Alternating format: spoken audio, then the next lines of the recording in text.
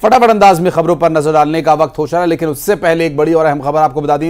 ग्वालियर से आ रही है, जहां बीएसएफ की लापता लेडी कांस्टेबल्स मिल चुकी हैं।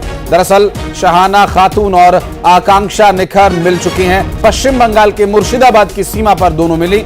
6 जून से लापता थी दोनों लेडी कांस्टेबल और पश्चिम बंगाल में बीएसएफ अफसर पूछताछ कर रहे हैं। आपसी सहमति और संबंधों की बात सामने आई है। दरअसल बीएसएफ ने दोनों के मिलने की पुष्टि अभी नहीं की है। टेकनपुर बीएसएफ अकेडमी से लापता हुई थी दोनों। बिलोआ थाने में दोनों की गुमशुदगी का मामला भी दर्ज है। दरअसल आकांक्षा के परिजनों ने यह मामला दर्ज कराया था और शाहाना खातून पर अपहरण का केस दर्ज कराया गया था। बीएसएफ की दोनों लापता लेडीज कांस्टेबल मिल चुकी हैं और हालांकि अभी तक इस पूरे मामले पर कोई आधिकारिक जानकारी बीएसएफ की तरफ से नहीं दी गई है और अभी इस पूरे मामले में बीएसएफ की तरफ से पूछताछ के बाद ही कुछ कह पाने की बात सामने आई है। और सुशील हमारे सहयोगी जुड़ गए हमारे साथ। सुशील, ये बीएसएफ की लापता लेडीज मिल गई हैं? बिल्कुल, देखिए ग्वालियर के टेकनपुर बीएसएफ अकादमी से दो जो कांस्टेबल है बीएसएफ की, शाहाना खातून और आकांक्षा निखर, ये दोनों 6 जून को लापता हुई थी ग्वालियर से और उसके बाद से इनकी तलाश की जा रही थी। और शाहाना खातून पर आकांक्षा निखर के परिजनों ने अपहरण का केस भी दर्ज कराया था। शाहाना और उसके परिवार वालों पर लगातार बीएसएफ की टीम इनको तलाश कर रही थी और जो जानकारी अभी मिली है बंगाल से, ये बड़ी खबर आई है जहां से बीएसएफ की टीम ने इन दोनों बीएसएफ की लेडी कांस्टेबल शाहाना खातून और आकांक्षा निखर को बरामद कर लिया है। ये दोनों बंगाल के मुर्शिदाबाद जिले की बॉर्डर पर मिली है। वहां से बीएसएफ के अधिकारी इन दोनों जो बीएसएफ की लेडी कांस्टेबल है इनसे जानकारी हासिल कर रही है, पूछताछ कर रही है, क्योंकि इसमें दोनों की गुमशुदगी बीएसएफ टेकनपुर अकादमी की तरफ से दर्ज कराई थी, तो गुमशुदगी के सिलसिले में पूछताछ हो रही है। इसके अलावा शाहाना खातून जो है उसके खिलाफ आकांक्षा निखर जो उसके साथ गई है, उसके परिजनों ने अपहरण का केस दर्ज कराया था। तो इन दोनों से पूछताछ की जा रही। प्रारंभिक तौर पर बंगाल से जो सूचना आई है उसके मुताबिक यही है कि दोनों लेडी कांस्टेबल ने बताया कि उन दोनों में गहरी दोस्ती है, गहरे संबंध है और वो आपसी रजामंदी से वहां से आई है।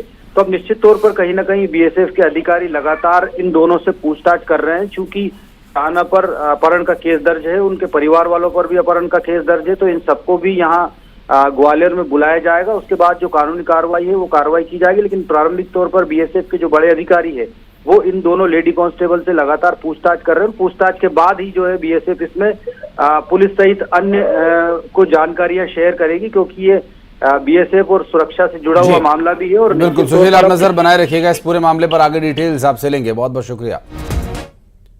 और जांजगीर चांपा में एक डायरिया से एक मौत हो गई है। आपको बता दें कि करमंदा में एक वृद्ध की इस डायरिया ने जान ले ली। डायरिया से 3 लोगों की हालत अभी भी गंभीर बनी हुई है।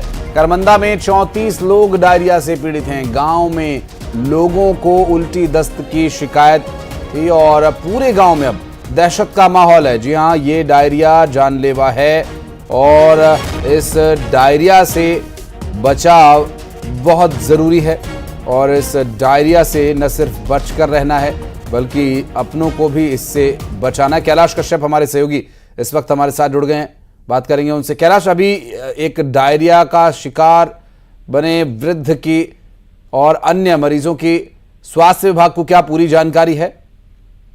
जी, जो है बलौदा ब्लॉक के करमंदा गांव में डायरिया का प्रकोप जो है 34 लोग शिकार हो गए हैं और एक वृद्ध को इलाज के दौरान 5 बार निवार नामक वृद्ध थी, वो उनकी मौत हो चुकी है।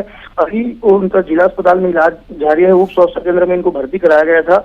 कुछ को गंभीर स्थिति में देखते हुए 19 लोगों को जिला चिकित्सालय भेजा गया था। इसमें इलाज के दौरान एक वृद्ध की मौत हो गई है, बाकी का इलाज चल रहा है। लेकिन यहाँ ये तो बड़ी समस्या है कि जिला अस्पताल में सीट की समस्या है, 100 बिस्तर वाली है। पूर्व में भी हमने दिखाया था कि इस तरह की सीट की कमी होने के कारण अगल बगल में बरामदा में या कुर्सी पे या स्ट्रक्चर पे लेटाकर उनको इलाज किया जा रहा था। ये गंभीर समस्या है, क्योंकि आने वाले समय में डायरिया की जिस तरह की प्रकोप बढ़ता जा रहा है वो डरावना है और लगातार यदि अन्य गांव में इस तरह की चपेट डायरिया की बढ़ी तो काफी मुश्किलें हो सकती हैं डॉक्टरों के लिए, क्योंकि मरीज के लिए इलाज नहीं है। तो ऐसे में ऑक्सीजन के साथ साथ डॉक्टर अस्पताल में जो है पूरी तरह से व्यवस्था चरमरा जाएगी।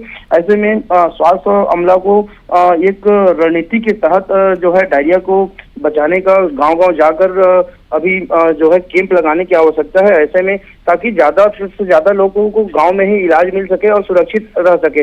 इस अस्पताल जो है इलाज कराने की आवश्यकता न पड़े, क्योंकि अस्पताल की स्थिति सभी जगह की स्थिति बहुत गंभीर है, सीट नहीं है और लगातार बरसात आने के कारण कई तरह के मरीज जो है जिला अस्पताल को रुक कर रहे हैं। बिल्कुल, और चूंकि इस मौसम में बैक्टीरियाज बहुत तेजी से फैलते हैं, तो ऐसे में जरूरी है कि सावधानी बरती जाए। बहुत शुक्रिया आपका इस पूरे मामले पर जानकारी देने के लिए।